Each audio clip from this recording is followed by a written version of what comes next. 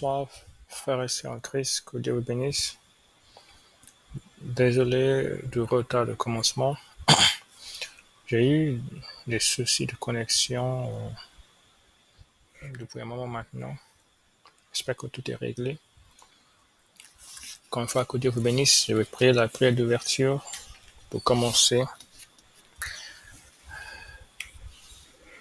Je te remercie, notre Père céleste, pour cette occasion dans ta présence pour étudier la Bible. Merci de ce privilège que tu nous accordes de creuser les passages bibliques à la lumière du Saint-Esprit. Je prie pour que tu fasses de cette séance un moment béni, un moment de partage, d'échange, d'édification, un moment où notre foi s'en trouvera fortifiée, renforcée, affermie par l'œuvre du Saint-Esprit en chacun de nous. Seigneur, que ta volonté soit faite au nom de Jésus-Christ. Amen.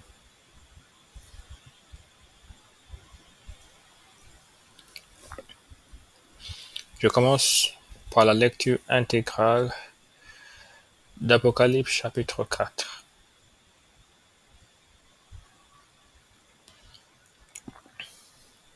On va commencer notre étude du 4e chapitre, après avoir fini les 3 premiers chapitres, qui étaient une partie à part entière. Maintenant, on procède au début des chapitres qui relatent les événements apocalyptiques, c'est-à-dire en l'occurrence les visions que Dieu a données à Jean concernant les choses de la fin.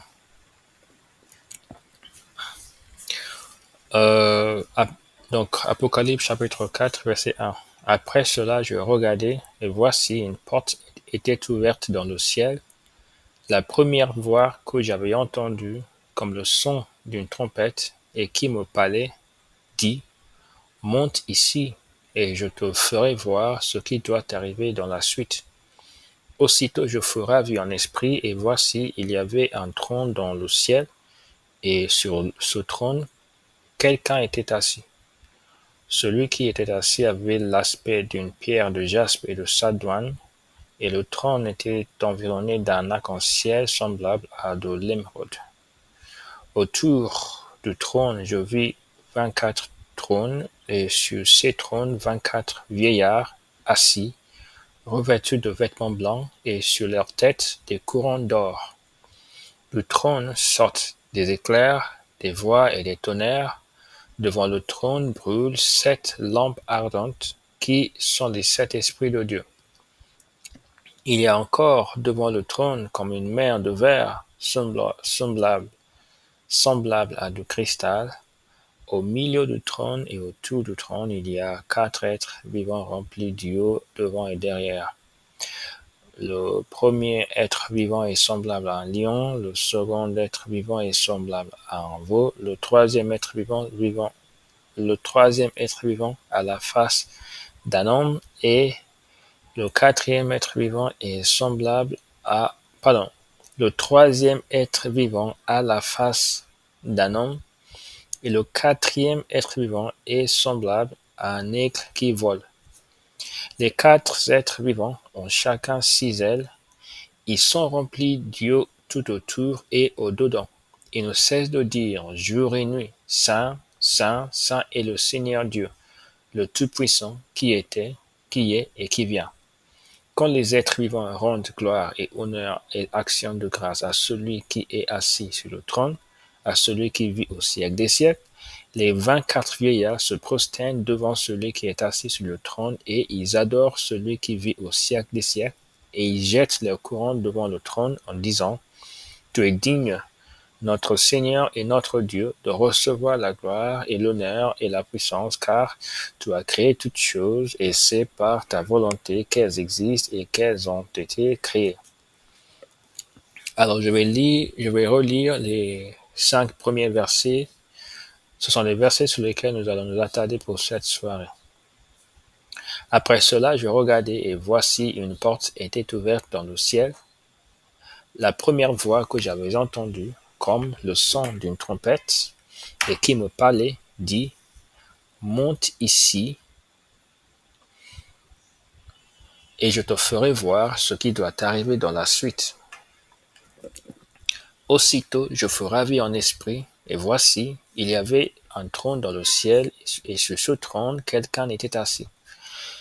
Celui qui était assis avait l'aspect d'une pierre de jaspe et de sardoine, et le trône était environné d'un arc-en-ciel semblable à de l'émeraude. Autour du trône, je vis 24 trônes, et sur ces trônes, 24 vieillards aussi assis, revêtus de vêtements blancs, et sur leurs têtes des couronnes d'or. Du trône sortent des éclairs, des voix et des tonnerres. Devant le trône brûlent 7 lampes ardentes, qui sont les 7 esprits de Dieu. Amen.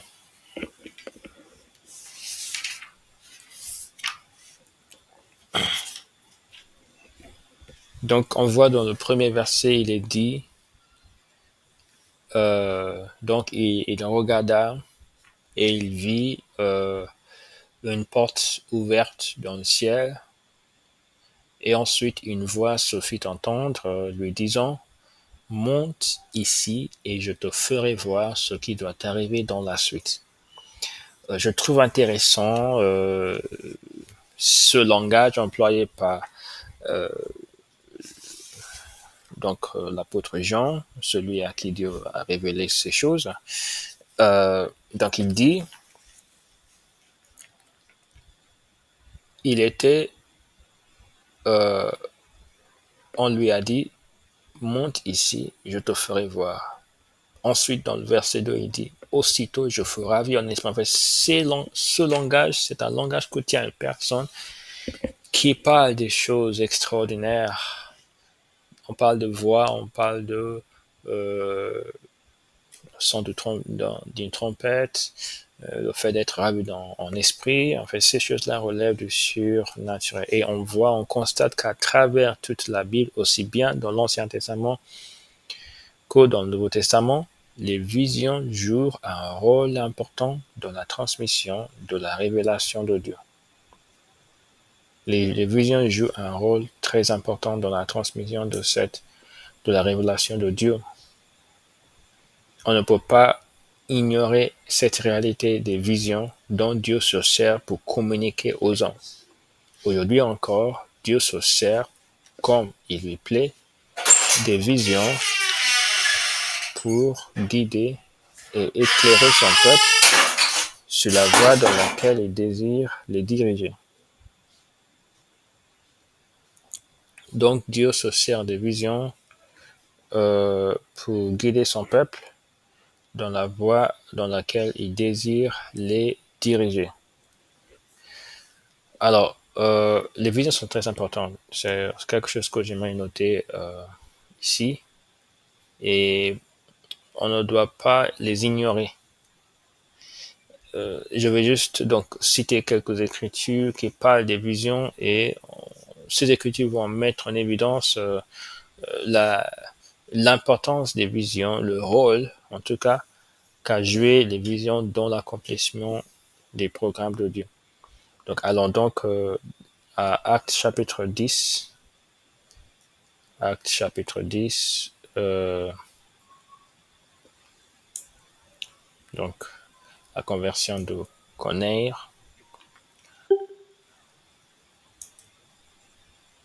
Actes chapitre 10, à partir du premier verset jusqu'au verset 20. Il y avait à Césarée un homme nommé Corneille, centenier dans la cohorte dite italienne. Cet homme était pieux et craignait Dieu avec toute sa maison. Il faisait beaucoup d'aumônes au peuple et priait Dieu continuellement. Vers la neuvième heure du jour, il vit clairement dans une vision un ange de Dieu qui entra chez lui et qui lui dit « Corneille !» Les regards fixés sur lui et saisi d'effroi, il répondit « Qu'est-ce, Seigneur ?» Et l'ange lui dit Tes prières et tes aumônes sont montées devant Dieu et il s'en est souvenu. Envoie maintenant des hommes à Joppé et fais venir Simon, surnommé Pierre. Il est logé chez un certain Simon corroyeur dont la maison est près de la mer. Dès que l'ange qui lui avait parlé fut parti, Corneille appela deux de ses serviteurs et un soldat pieux d'entre ceux qui étaient attachés à sa personne, et après avoir tout raconté, il les envoya à Joppé. Le lendemain, comme ils étaient en route et qu'ils approchaient de la ville, Pierre monta sur le toit. Donc on voit ici cet épisode, un ange est apparu en vision à Corneille et lui a transmis des informations très importantes, de précieuses informations sur la manière par laquelle il allait rencontrer Dieu. Il allait faire une rencontre avec le vrai Dieu. Cette vision, c'était la vision qui a déclenché tout ce qui a suivi par la suite. Donc on voit à quel point les visions étaient importantes pour Dieu. Dieu s'en sert. Alors, donc on voit le lendemain, quand ils étaient en route et qu'ils approchaient de la ville, Pierre monta sur le toit vers la 6e heure pour prier. Il eut faim et il voulut manger. Pendant qu'on lui préparait à manger, il tomba en extase. Il vit le ciel ouvert et un objet semblable à une grande nappe attachée par les 4 coins qui descendait et s'abaissait vers la terre. Et où se trouvaient tous les quadrupés et les reptiles de la terre et les oiseaux du ciel. Et une voix lui dit, lève-toi, Pierre, tu et mange. Mais Pierre dit, non, Seigneur, car je n'ai jamais rien mangé de souillé ni d'impur. Et pour la seconde fois, la voix se fit encore entendre à lui, ce que Dieu a déclaré pur, ne le regarde pas comme souillé. Cela arriva jusqu'à 3 fois, et aussitôt après, l'objet fut retiré dans le ciel.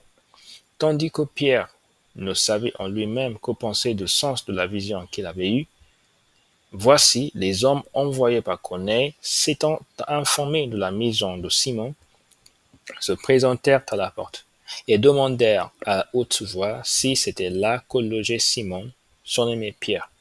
Et comme Pierre était à réfléchir sur la vision, l'Esprit lui dit, voici, 3 hommes te demandent, lève-toi, descends, et pars avec eux sans hésiter, car c'est moi qui les ai envoyés. Alors on voit donc que d'un côté, Corneille a eu une vision qui donc l'a engagé dans cette démarche de la rencontre du Seigneur, et Pierre, de son côté, a aussi eu une vision pour justement lui dégager l'esprit face à cette venue des gentils, des païens chez lui.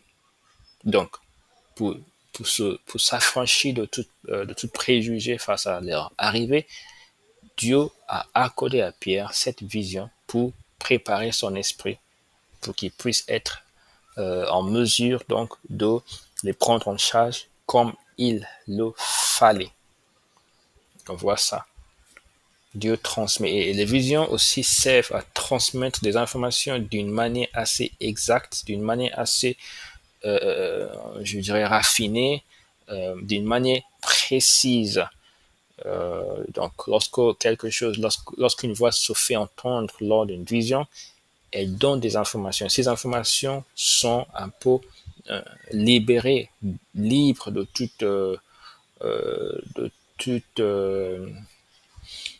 de tout ce qui peut amener une sorte de confusion, etc., de tout brouillard en tout cas. Donc, il y a cette clarté que les visions apportent.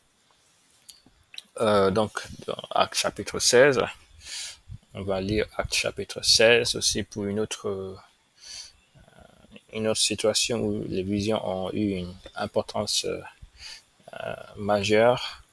Donc, Acte chapitre 16, versets 6 à 10. Ayant été empêchés par le Saint-Esprit d'annoncer la parole dans l'Asie, ils traversèrent la Phrygie et le pays de Galatie. Arrivés près de la Mysie, ils se disposaient à entrer en Bithynie, mais l'esprit de Jésus ne le leur permit pas. Ils franchirent alors la Mysie et descendirent à Troas. Pendant la nuit, Paul eut une vision. Un Macédonien lui apparut et lui fit cette prière. Passe en Macédoine, secours-nous. Après cette vision de Paul, nous cherchâmes aussitôt à nous rendre en Macédoine, concluant que le Seigneur nous appelait à y annoncer la bonne nouvelle. Amen. Encore une fois, une vision a eu une importance très significative et nous avons vu aussi dans la suite du livre d'Actes à quel point Dieu s'est manifesté dans cette ville de Macédoine et combien d'âmes ont été sauvées et encore l'établissement des églises. Donc, Dieu a fait connaître sa volonté à travers une vision. Nous devons donc rester ouverts à la réception des visions de la part du Seigneur et nous devons savoir que certains dons du Saint-Esprit se manifestent par des visions, lesquelles sont promises dans les derniers jours. Il y a des personnes, il y a des courants de pensée dans les églises qui diminuent, qui minimisent, voire rejettent en fait l'utilité des visions d'aujourd'hui. On dit que tout ce qui est surnaturel, c'est passé, on est maintenant cause sur la parole. Il ne faut jamais évoquer de vision, d'expérience surnaturelle. Tout ça, c'est de n'importe quoi. C'est juste une sorte d'expérience psychique, voilà, quelque chose qui se passe dans notre esprit, qui n'a rien à voir avec Dieu, avec une expérience avec Dieu en tout cas.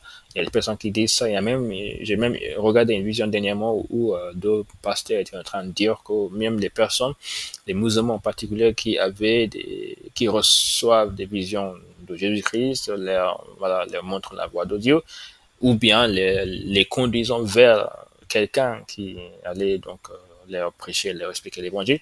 Toutes ces choses-là, donc voilà, Dieu n'apparaît à personne, par principe, donc toutes ces choses-là ne tiennent pas la route, ne sont pas vraiment des choses que Dieu fait. Là, ce n'est pas bien, ce n'est pas correct.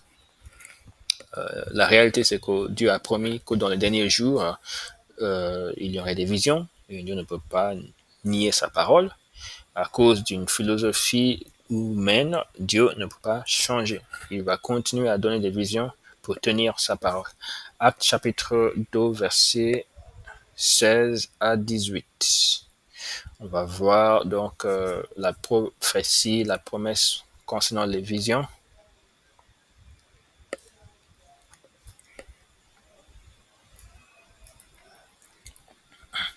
Mais c'est ici ce qui a été dit par le prophète Joël. Dans les derniers jours, dit Dieu, je répandrai de mon esprit sur toute chair.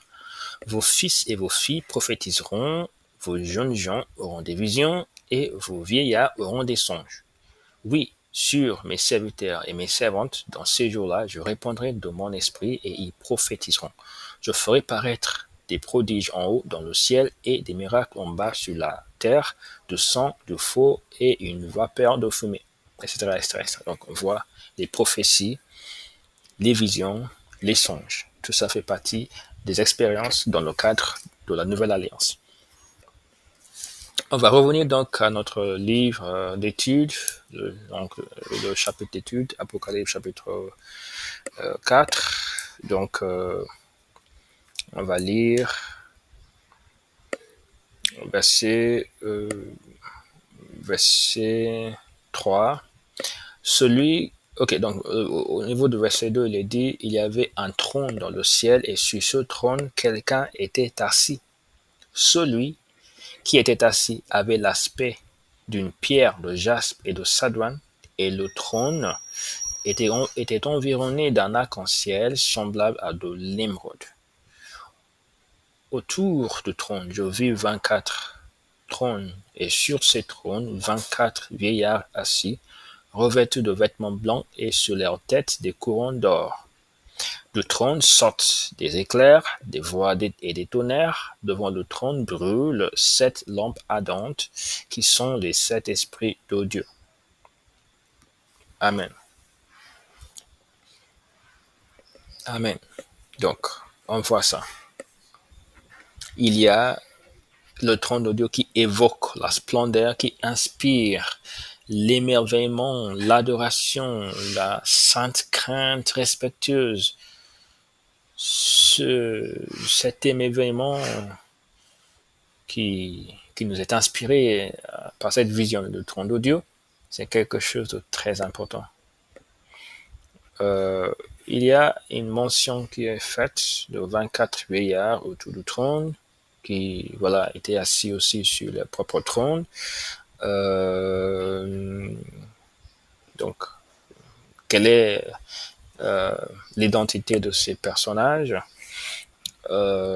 Se pourrait-il qu'ils fussent la représentation des rachetés, les 12 tribus et les 12 disciples, représentatifs donc de l'Église, des rachetés de façon générale, c'est-à-dire les 12 tribus, donc les élus d'Israël et les 12 disciples, les élus de l'Église. Bon, tout ça c'est incertain, je n'en sais rien.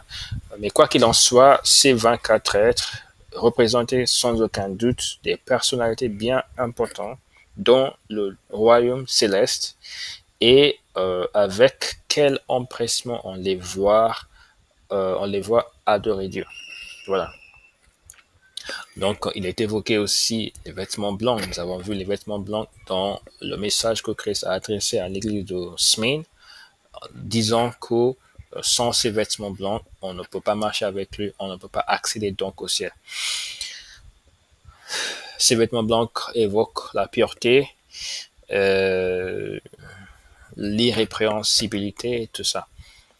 Dans le verset 5, il est dit, il est mentionné des éclairs, des voix, des tonnerres. Donc tout ça, c'est la manifestation de la présence de Dieu en toute sa splendeur, sa magnificence, son caractère redoutable, son caractère brillant, magnifique, formidable. Donc tout ça inspire tout naturellement une crainte respectueuse, une sainte crainte de Dieu. Et j'aimerais bien dire qu'il faut se méfier de toute conception ou de toute révélation soi-disant de Dieu qui gomme ce côté de crainte respectueuse, ce côté de tonnerre, de voix, des éclairs, en fait, tout ce qui inspire une sorte de frayeur. Oui, je dis bien frayeur, oui. On va voir ça aussi dans la Bible. La présence de Dieu évoque la frayeur, la crainte, et cette crainte est saine. Apocalypse chapitre 1, verset 12, pour étayer ce que je viens de dire, 12 à 17.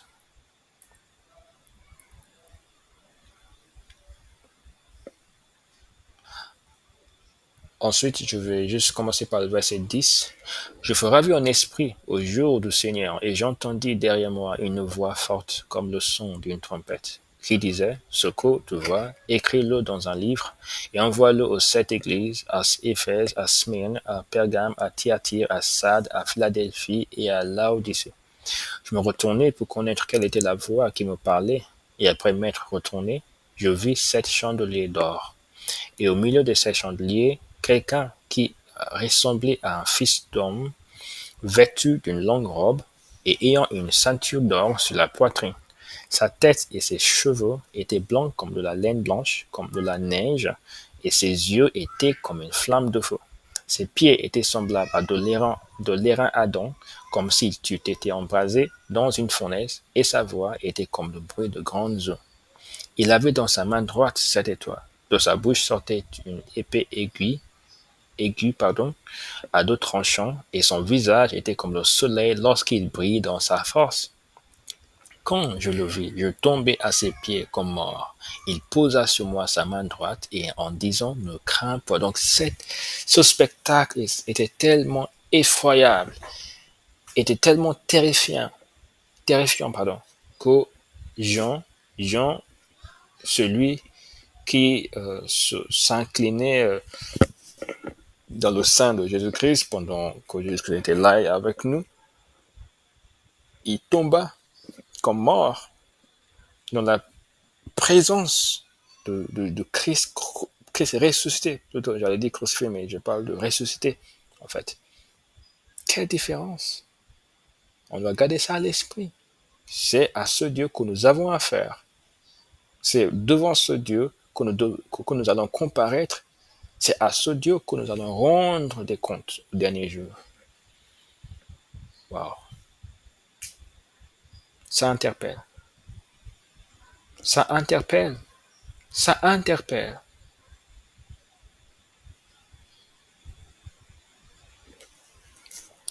Et ça me rappelle en fait une écriture que j'aimerais bien lire. Hébreux chapitre 4,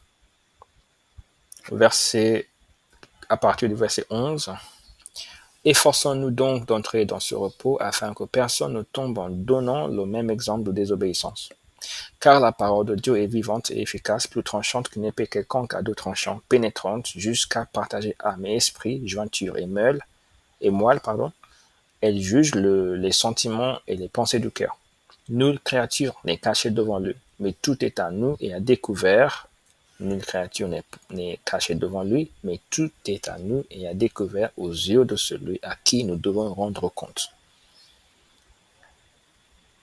Parole de Dieu vivante, efficace, très tranchante, très pénétrante. Nul ne peut se cacher face à lui.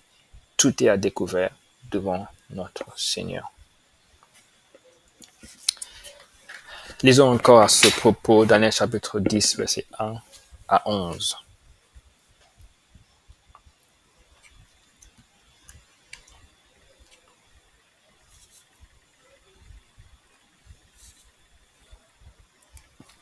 La troisième année de Cyrus, roi de Perse, une parole fut révélée à Daniel, qu'on nommait Belchazzar. Cette parole, qui est véritable, annonce une grande calamité. Il fut attentif à cette parole et il eut l'intelligence de la vision. En ce temps-là, moi, Daniel, je fus 3 semaines dans le deuil. Je ne mangeai aucun mets délicat, il n'entra ni viande ni vin dans ma bouche, et je ne moignis point jusqu'à ce que les 3 semaines fussent accomplies. Le 24e jour du premier mois, j'étais au bord de grand fleuve qui est Hiddekel. Je levai les yeux, je regardai, et voici, il y avait un homme vêtu de lin et ayant sous les reins une ceinture d'or d'Uphaz. Son corps était comme de chrysolite, son visage brillait comme l'éclair, ses yeux étaient comme les flammes de feu, ses bras et ses pieds ressemblaient à de l'airain poli, et le son de sa voix était comme le bruit d'une multitude. Moi, Daniel, je vis seul la vision, et les hommes qui étaient avec moi ne la virent point. Mais ils furent saisis d'une grande frayeur, et ils prirent la fuite pour se cacher. Je restai seul, et je vis cette grande vision. Les forces me manquèrent, mon visage changea de couleur et fut décomposé, et je perdis toute vigueur. J'entendis le son de ses paroles, et comme j'entendais le son de ses paroles, je tombais frappé d'étourdissement, la face contre terre, et voici une main me toucha et secoua mes genoux et mes mains. Verset 11. Puis il me dit, Daniel, homme bien-aimé, sois attentif aux paroles que je vais te dire, et tiens-toi debout à la place où tu es, car je suis maintenant envoyé vers toi. Lorsqu'il m'eut ainsi parlé, je me tins debout en tremblant. En tremblant. Qu'on voit ça.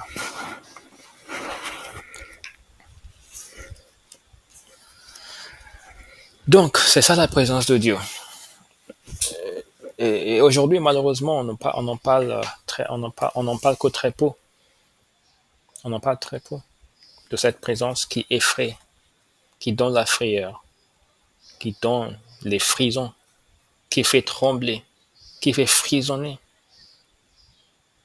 qui nous laisse perplexes, qui nous donne ce sentiment de respect, de révérence. Voilà l'attitude qu'il faut avoir face à Dieu. Dieu nous parle, il faut l'écouter. Alors, les personnes qui portent et dégagent la présence de Dieu peuvent aussi inspirer une sainte crainte et respect de Dieu dans leur entourage. Il est très important de noter ça. Il y a des personnes qui portent avec elles, qui portent en elles, et qui dégagent, de qui la présence de Dieu se dégage. Et ces personnes vont inspirer dans leur entourage, peut-être même sans dire mot, elles vont inspirer cette crainte respectueuse de Dieu, cette connaissance de la présence de Dieu dans leur entourage. On doit chercher à être porteur de cette présence et pour cela, nous devons demeurer dans sa présence en permanence. Et cela passe surtout par la discipline à mener une vie de sanctification toujours croissante, d'humilité, de l'adoration et de contrôle de la langue pour toujours avoir avec soi la présence de Dieu. Pour étayer tout ce que je viens de dire, je vais citer quelques écritures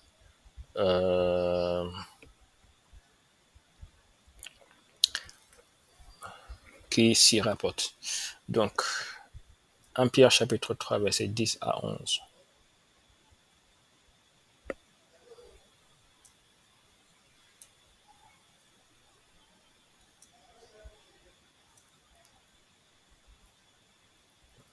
Si quelqu'un, en effet, veut aimer la vie et voir des jours heureux, qu'il préserve sa langue du mal et ses lèvres des paroles trompeuses, qu'il s'éloigne du mal et fasse le bien, qu'il recherche la paix et la poursuive, donc qu'il garde sa langue du mal et ses lèvres précieuses, et cette personne va avoir la vie. Et donc la vie de Dieu également.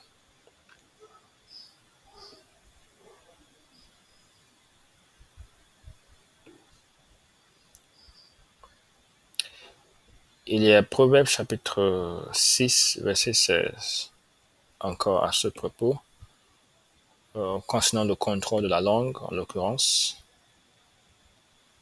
Proverbe, je crois que c'est Proverbe que je viens de lire. Non, c'est pas Proverbe. Proverbe chapitre 6, verset 16. Il y a 6 choses qu'est l'Éternel, et même 7 qu'il a en horreur.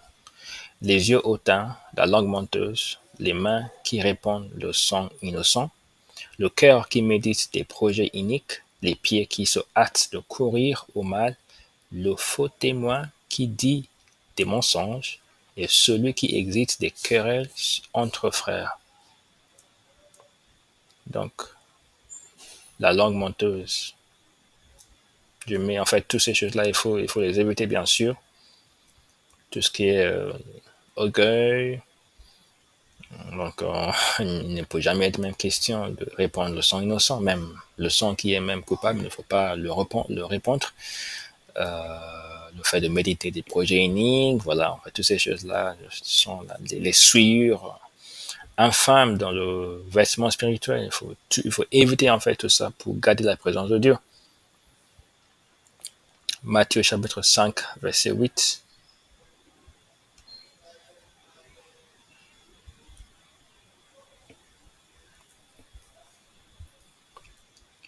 Heureux ceux qui ont le cœur pur, car ils verront Dieu.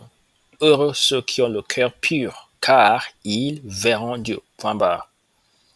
La pureté du cœur. Pour avoir la présence de Dieu dans notre vie, il faut garder la pureté du cœur, la sincérité, la pureté.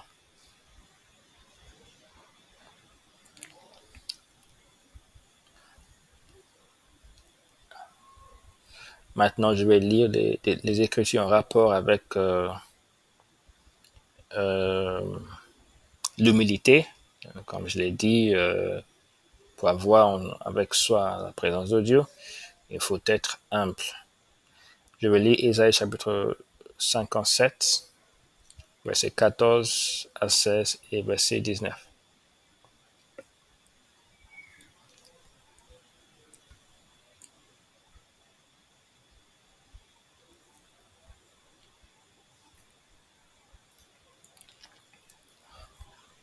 On dira frayer, préparer le chemin, enlever tout obstacle du chemin de mon peuple. Car ainsi parle le Très-Haut, dont la demeure est éternelle et dont le nom est saint. J'habite dans les lieux élevés et dans la sainteté. Mais je suis avec l'homme contrit et humilié, afin de ranimer les esprits humiliés, afin de ranimer le cœur contrit. Amen. Humilié, l'humilité, c'est quelque chose que Dieu exige de nous. Dieu nous veut humble. Et lorsqu'on est humble, lorsqu'on est abaissé devant Dieu, lorsqu'on est humilié devant Dieu, Dieu va venir vers nous. Dieu va venir vers nous. La sainteté, l'obéissance à sa parole, toutes ces choses-là sont les choses qui amènent la présence de Dieu et qui la font rester avec nous. Verset 19. Je mettrai la louange sur les lèvres. Paix, paix à celui qui est loin et à celui qui est près, dit l'Éternel. Je les guérirai. Donc là, la louange, très important pour garder la présence de Dieu. Dernière écriture que je vais lire, en lien encore avec le fait de garder et préserver la présence de Dieu. Et cette fois-ci, sur le plan de l'adoration, Hébreux chapitre 13, verset 15. Par lui, offrant sans cesse à Dieu un sacrifice de louange, c'est-à-dire le fruit de lèvres qui confessent son nom. Et n'oubliez pas, donc je vais juste arrêter le verset 16, et n'oubliez pas la bienfaisance et la libéralité, car c'est à de tels sacrifices que Dieu prend plaisir. Amen. Que Dieu vous bénisse. Donc on a vu aujourd'hui, par la grâce de Dieu, que Dieu est à craindre, que Dieu est à respecter, qu'il faut craindre Dieu, qu'il faut reconnaître que sa présence est redoutable, qu'il faut être humble face à lui. On a vu aussi que Dieu continue, même aujourd'hui, à donner des visions, et il faut donc être ouvert, même s'attendre à ce qu'il nous en donne. Que Dieu vous bénisse, frères et sœurs. J'espère que vous allez méditer sur ces choses que nous avons étudiées. J'espère que vous allez prendre au sérieux tout ce message que Dieu nous a fait découvrir dans sa parole. Au nom de Jésus-Christ. Amen. Seigneur Père éternel, je te remercie pour cette occasion précieuse. Je suis vraiment reconnaissant parce que je me sens édifié à l'intérieur. Je prie pour que tu nous gardes dans ta présence, que tu nous fasses continuer dans notre marche et surtout dans l'obéissance. Protège-nous, préserve-nous du mal et fais-nous découvrir même des horizons encore plus vastes et plus glorieux dans la marche avec toi. Au nom de Jésus-Christ. Amen. Que Dieu vous bénisse.